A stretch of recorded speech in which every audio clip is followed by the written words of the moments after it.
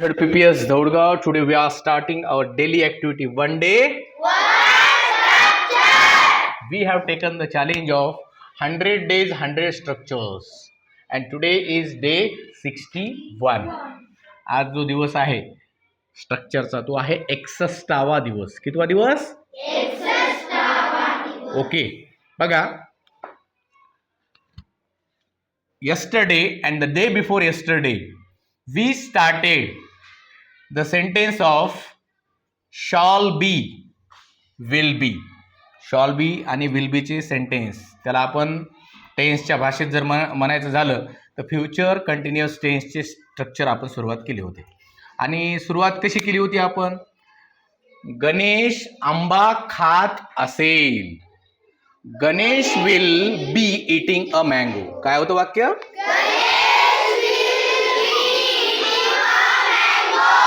त्यानंतर काल आपण बघितलं गणेश आंबा खात नसेल. Ganesh will not be eating a mango. काय बघितलं?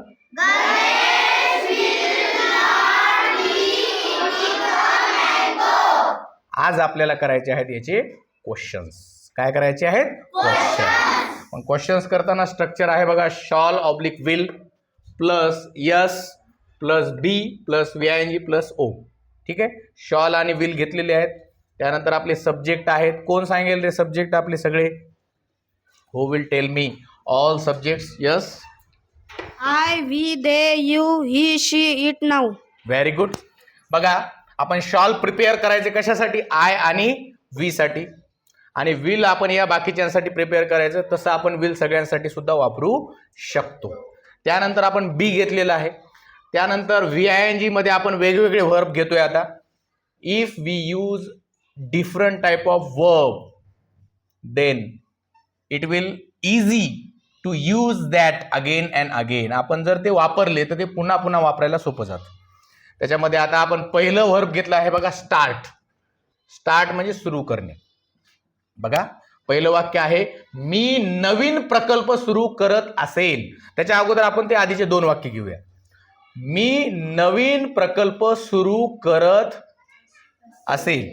ठीक आहे, हा, चला, कोण सांगतं मी नवीन प्रकल्प सुरू करत असेल? हा, सांगा. Shall I हा, क्वेश्चन नाही, असेल का म्हणलं नाही मी, असेल म्हणले. आय शॉलच यांना आधीचे म्हणतोय मी, परवा दिवशीचे वाक्य. हा, I shall be starting a new project. हा, I shall be starting a new project. आता याच निगेटिव्ह करू आपण. मी नवीन प्रकल्प सुरू करत नसेल. हा, सांगा Shivraj.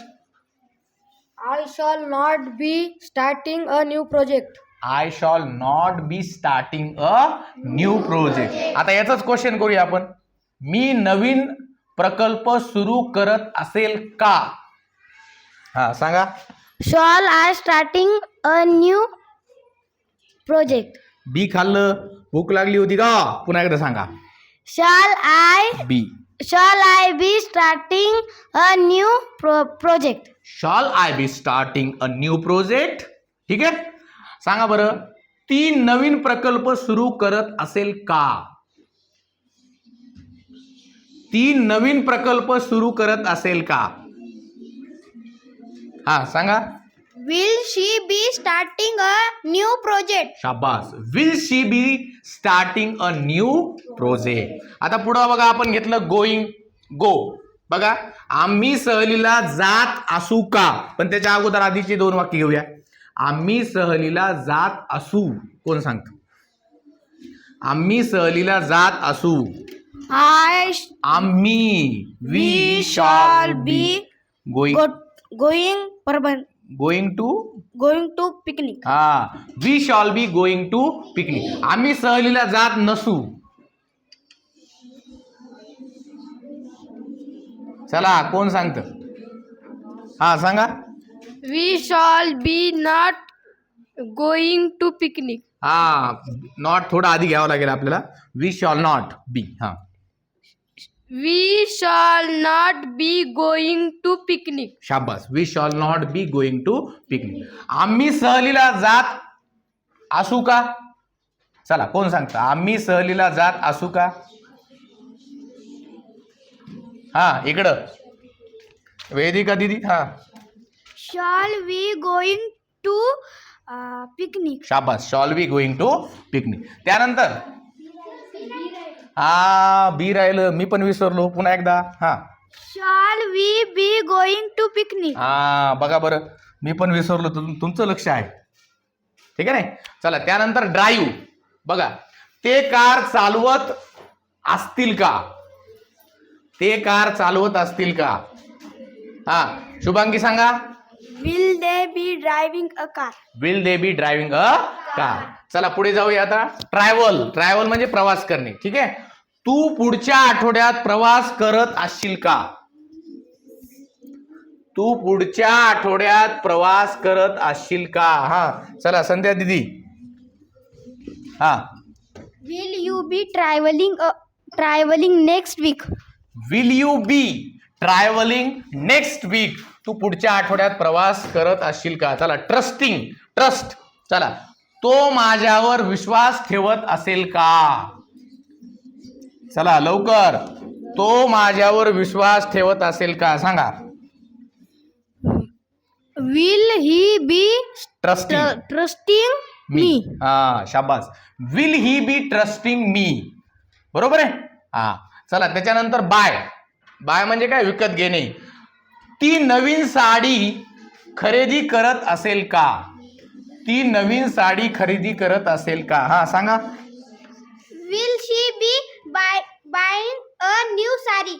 Will she be buying a new sari.